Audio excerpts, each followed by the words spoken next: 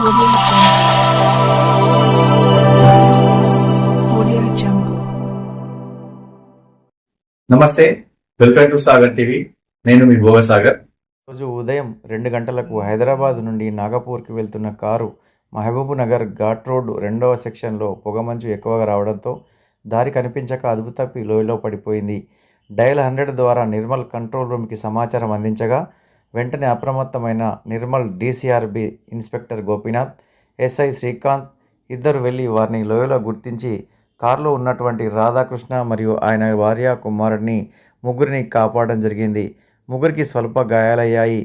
హైదరాబాద్ సరూర్ నగర్కి చెందిన వారిని నిర్మల్ ప్రభుత్వ ఆసుపత్రికి చికిత్స నిమిత్తం పంపించారు. ఇన్స్పెక్టర్ గోపీనాథ్, ఎస్ఐ శ్రీకాంత్ మరియు పోలీసు సిబ్బందిని జిల్లా ఎస్పీ డాక్టర్ జానకి షర్మిల అభినందించారు.